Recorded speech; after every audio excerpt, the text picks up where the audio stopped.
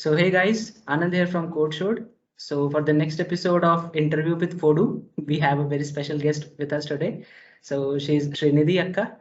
She is from fourth year Triple E at NIT Trichy. She interned at Microsoft and she's really good at application development. And believe me, I can vouch for that. So today we'll be having a kind of podcast where we'll be discussing about the journey she has been through, the experiences which she have gained. So yeah, let's get started. So starting from the very basic, like according to our sources, we have done some research on you. We know that you Okay. were really good in studies from your school days only. You also won quite a few of Olympiads also. So how was your JE preparation at that time? Like how was it going from the very Um, beginning? okay, so I was not a person who had a particular stream to choose or an interest towards any particular subject. So my 11th and 12th, I just spent time trying to understand the concepts, like without any bias actually. In fact, but I was more prone to, doing well in chemistry. So I was in an impression that my field and my career is going to go towards chemistry only. And after my JEE preparation, once I gave my JEE exam, and then when I started researching about departments and stuff, and I came to know that not chemistry is same as chemical engineering. There are quite a lot of differences between Yeah. these things. And I did have interest towards all these currents, voltage, stuff like that. So I thought I should be going for any circuitry branch only. And then I landed up at NIT Trichy, which is again one of my dream colleges to come to. And right now, yeah, I'm in the Department of Electrical and Electronics Engineering. So, like, what was the first feeling which came to your mind when you like, entered the college, and how was your experience with the college itself? Can you share some light on that? Yeah, sure. So, like, just like any other fresher, the first thing I had two kind of views. The first one was, this is the first time, we are given this freedom to explore stuff without being pushed upon, or there's no spoon feeding and stuff like that. So, as a fresher, I had this really urge and curiosity to, get to know more people, communicate a lot, get to know a lot of people. You're not in a bubble because at NITT you get to meet a lot of people from different states, different countries. So that was one of the things that I really wanted to know about. And just like any other student, I also had this, it's not exactly a pressure, but then I was not sure if I'd be able to handle everything because Yeah, yeah. there are people from all around and all of them have very unique talents. So I was unsure if I'd be able to find my talent and find where I'm going to go in these 4 years. But yeah, once I came to college, my first year was really good. I was fortunate to have an offline semester, obviously, since Yeah. I joined in 2016-18. So yeah, I had an offline semester. So I had equal parts of fun as well as proper academics. So yeah.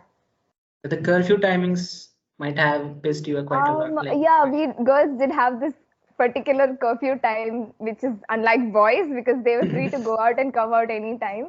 But again, like, see, college is fun if first thing you need to be at hostel, so you yeah, get to have a true. lot of fun at night. The second thing is that once you have a good set of friends, then even the curfew doesn't matter because it's not that you can have fun only outside the hostel. So we Yeah. guys had a lot of fun inside hostel itself. So yeah. What did you do in your free time? How did you started like in this domain, application development or software development in general? Like, how did you came Okay. to this field? Yeah, so like during my 11th and 12th, my stream was computer science. So that was the first time I was introduced towards coding itself. So until 10th, I didn't have much knowledge about coding or computer science as such. So 11th and 12th, I did basics of C++.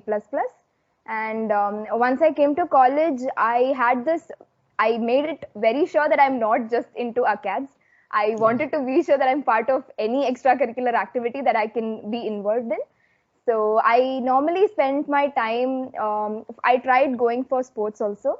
So I joined our college Coco team. So I'm also Okay. part of the college Coco team now. Oh. And then I tried joining other cultural fests that are present in our college. So NIT Trichy hosts Festember as our cultural fest. So I'm part of the events team also. So again, events team, as in like managing each and every event that's going to happen during September, that's like a lot of exposure, at the same time a lot of fun. So that was the second club that I joined. Apart from that, once you get to the end of your first year, that's when you start really thinking about what you're actually going to do in your life. Because the Yeah. entire first year would go in fun, because 11th and 12th, who's studying at NITT right now. So after so much of hard work, all your mind would think about is having fun in college during your first year. I did the same thing basically. And early at the end of my first year, that's when your all the technical clubs will start with your Mhm. induction process. Yeah. So only then I started thinking about what was my interest towards. And for me, I was clearly not towards this mechanical side, anything related to mechanics or robotics. So I thought, why not try out anything in coding, since I already had an exposure with C++.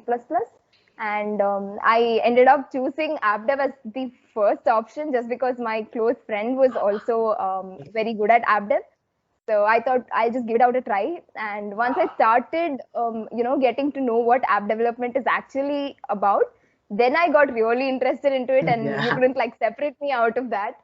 So that was my beginning. So only during my induction process did I actually start learning app development. And again, when it came to app development, C++ is not going to be sufficient. You need to Mhm. know Java. Then I started to know, like until that point, one of the major things that people have in mind, students, especially freshers, is that when you need to know some development, you need to know that language prior properly. So what I did was, I actually had this, a double plan wherein I didn't specifically study for Java. What I did was, as I was learning app development, I automatically started learning Java as well. So that in turn really helped me, because it gives you a confidence that though you don't know anything, like you start from scratch, still when you're able to build a complete mobile app that can be used by users, that means even though you start from scratch, you have the confidence and you have the ability to do something. So that's something that really helped me during the induction process. Yeah.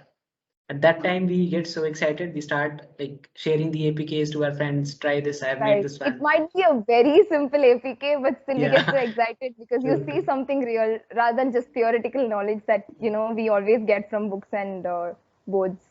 As I've already mentioned, we have done quite a research on you. So, Right. according to our sources, we also know that you're good in web development. So, like, Okay. how did you go through with that? And now, what do you feel? Which is better, application development or web development? Or I think you also mentioned that you did some projects in ML. So, Right. yeah. So, Okay, so once I got into technical club, it's to tell you the truth, that was the time I realized that coding is not just about competitive programming. It's not just about solving real world problems, as in like just the problem solving skills. But there are other parts to it, like ML, you have blockchain, then you have web development, app development. And then I thought it would not be really great if I just restrict myself to app development. Of course, I learned app development in that very short span of time, like 2 months I spent it yeah. entirely, and I was able to get the basics of app development. So I didn't want to restrict myself completely to just app dev. So obviously I'm from Triple E, so I have no idea about what CSE people are doing. That's part of their curriculum. So that's not Mhm. the case with other people, right? Like non-CSE students. So whenever I used to get some free time, I used to follow any courses that are available online, free courses that it didn't even have to be a paid course. I started following a lot of courses. I was able to find courses that I was really interested in, that I could understand and communicate through. So I chose such courses and I started learning slowly. I took little baby steps, and by time within like 6 months, I was able to get a good grasp over web development also. And again, since for Android development we know Java, so Mhm. learning JavaScript was a little easier for me. Yeah. So there are a lot of differences, but yeah, I was able to pick it up very soon. Just like I had mentioned, if you know one language properly, then learning another language will not sound very difficult. As long as you have the confidence that you'll be able to, go through it, then it should be easy.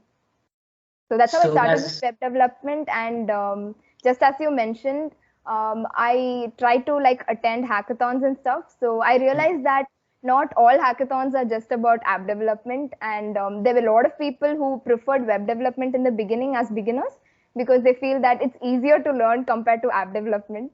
So that's one of the reasons why I started with web development as well. So as application developers, the app which we make is often based on the back end. So Right. like, did you start with front end in web development, or you went forward with the back end part? I actually started with front end only because since we have familiarity with how to create proper layouts, and since Yeah. the terms and views are not going to change between app development and web development, so I preferred going with front end first. So once I was able to get an idea of how to develop a proper static page with front end itself, then I started going for back end. Back end. Again, unlike app development, there are huge options. There are a lot of frameworks available for app development. So I chose ones that I felt were familiar to me, everything related to JavaScript. There are Django for Python and stuff, but yeah, I'm still yet to explore such options. Okay, so coming to the big question, you interned in Microsoft, and like you are currently placed in one of the big tech companies, if not the biggest. So how did you prepare for that? What was the journey? Like, what was your journey during that preparation time, and the experiences you had during the OTs? That all, if you could mention. Sure, sure. So I would say the biggest, I was so fortunate that to appear for such big tech companies, I was part of the technical club. It is not, I'm not just telling this because I'm part of the club, but it is because of the fact that you don't always get proper guidance, and you may be really capable, but you don't know where to invest your time in and at the right time. So I was able to get really proper guidance from my seniors in the technical club, and that helped me a lot. So that was like the first step towards, starting my internship preparation.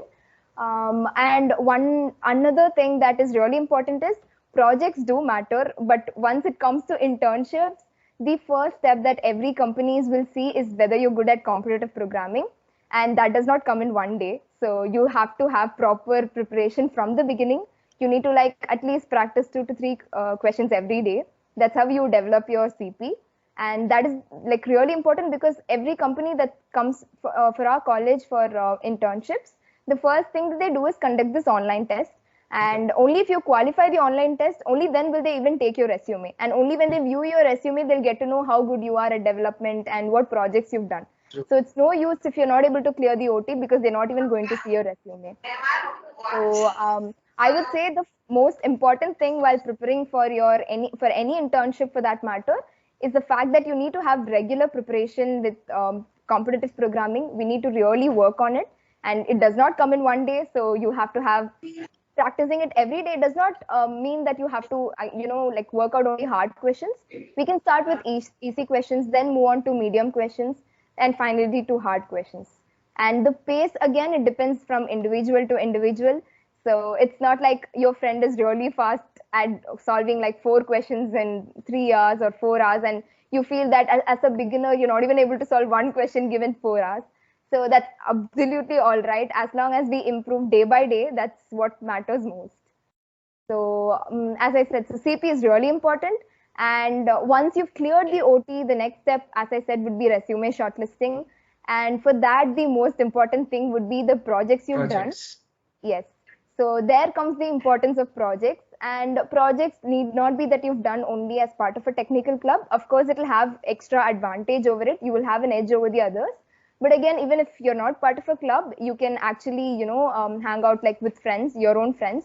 Start working on a project like 3 to 4 of you together. That would really help the company to decide that you actually have practical knowledge and not just theoretical knowledge. Yeah. And if you've cleared the resume shortlisting as well, then the last step would be your personal interviews. And there are like 2 kinds of people that I've noticed in my own batch. The first set of people would be they're really good at CP, so they clear the first round easily. But when they go to interviews, they really freak out. They would have a lot of knowledge, but they won't know how to express themselves.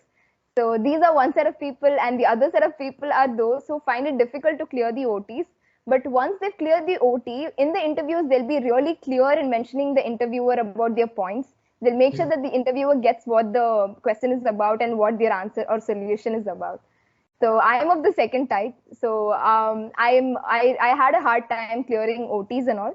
But once I was able to clear the OT, when I got to the interview round, I was able to express myself, make sure that I communicate to them constantly. I make sure that I don't slack off or just sit silently. Even if I'm not sure about my idea, I just put it forward to them. And if it's right, they'd be able to guide me better. Or if it's not, they'll give me another approach on how to try. So that's something important I felt that I learned during my internship process. So when exactly did you start preparing the coding questions? Like how many months before the induction season? Sorry, internship season. So any rough Okay, idea? so I started around 2 months back, but I would prefer that. I mean, I myself felt that was kind of late because Yeah. if you are really looking forward for companies that are at the top level, then I would suggest that people should start At working least questions 6 months. regularly. Yeah, around Yeah. 6 months or like Okay. minimum 4 months. I think it should do. What new technologies are you learning right now? Any new ventures you're Um, right yeah. now, I'm actually looking at more into the fields of machine learning and Yeah. web development. Again, I've been looking at backend side also. And apart from that, since like as part of the technical club itself, I've been working on native Android and Flutter for the cross platform. Now I'm trying to become more familiar with React Native also. So yeah, I'm working on that right now. So the next question would be like when students generally land internships, they start slacking off. They like don't do that much productive work. So uh, like you were able to crack internship at Microsoft. Then after that, you cracked even a bigger company. So what was the motivation for that? How did you do that? Yeah. Right. So I will tell about this from a point of view that I'm a non-CSE student. So while you're talking about internship, interviewers do not actually mind about the other theoretical knowledge you have about computer science, be it OS or be it DBMS or related to communications and networks. But once they are coming to a college and they're looking for candidates for their own company, they're recruiting for placements. So then they'll make sure they want you to be an all-rounder. So they want you to be good at coding as well as proper coding and computer knowledge also. So as I said again, it's not going to come in a day. You can't learn all the theoretical knowledge that you're supposed to gain for computer science in a day. And that is where I thought we should we shouldn't slack off and start preparing for your placements also. Be it the company that you've interned also, even then they would make sure that they're having a proper interview round wherein they'll question you about your internship. Though you've done your internship really well, it doesn't mean that they'll directly recruit you. They'll make sure that you have good knowledge also. So then I started preparing for other theoretical topics also, like OS, DBMS, and networks. Those things will be as part of a curriculum for the CSE students, which is not the case for other people. So I started taking those OEs and minors, be it difficult or not difficult. I preferred not to choose those, those subjects which were easy to get Easy marks, scoring. but I rather started choosing subjects which were helpful for my placements. And so I took all the courses by through our college itself. So I didn't have to start in any topic by myself. I had a basic knowledge given by our own college professors, by the computer science professors itself, from wherein I started building upon that.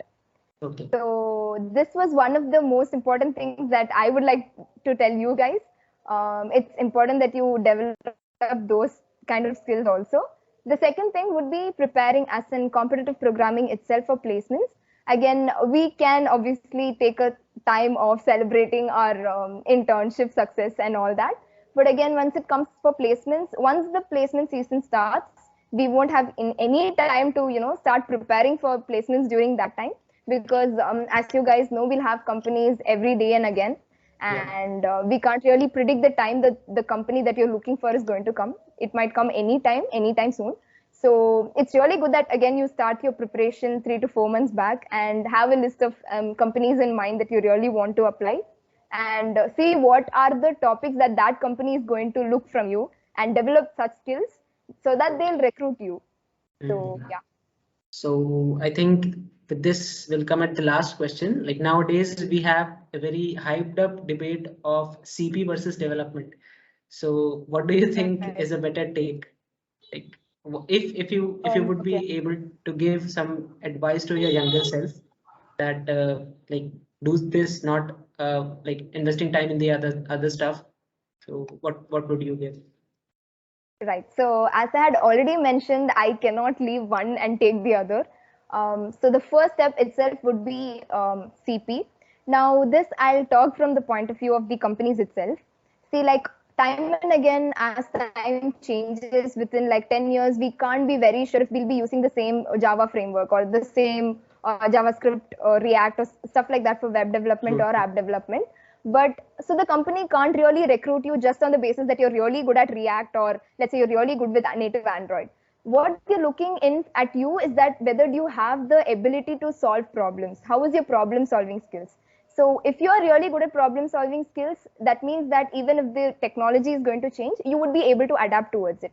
And the only way for them to test if you're really good at this problem solving is by conducting competitive programming tests and your online tests basically. Yeah. So that is a way to ensure that they're actually recruiting the right candidates for their company. And it's that from their side. And from our side, obviously, even if you have good projects, we need to get into and make sure that they see our resumes first of all. Yeah. And the first step itself is the main blockade itself is the online test. So I would say CP is really important. And I myself made this mistake. I started out very late. So that is one thing that I would really like to tell all my juniors to start early, start your preparation early. You can just start with just 3 to 4 questions per day. That would be more than sufficient. Regular practice is what is needed. And again, coming to the development side, let's say there are 2 people who are really good at competitive programming, but only one person really knows to apply it practically and develop, be it app dev or web dev. Yeah, develop products. And ultimately, if you're into a company, that's what you're going to do. If you're going to go to a product-based company, that is exactly what they're expecting for. And if you've already had practical knowledge on that, that means it's really going to give you an upper edge over the other student or the other candidate. So in that way, I would say it is necessary that you know both. Make sure that you at least have 2 to 3 projects. It is not necessary that you have to keep working on it, but at least 2 to 3 projects. Try to explore where your interest lies. So just because your friend or somebody you know, your senior is really good at app dev or web dev, it doesn't mean you also should try the same app dev or web dev. So that's something that I would really like to mention. We can try it out different streams or domains that are available in computer science itself and see where your interest lies and then start delving upon that. So with this, we come towards the end of the session. It was really a nice time talking with you, Akka. Thank you for taking out time from your busy schedule, and yeah, thanks for giving suggestions to the students also. So yeah, that's all. Thanks a lot to you also, because this is a really hard time for the juniors also, because they never get to interact with the seniors. Yeah. So I'm also glad that I'm able to help my juniors out. Okay, thank you. Bye bye.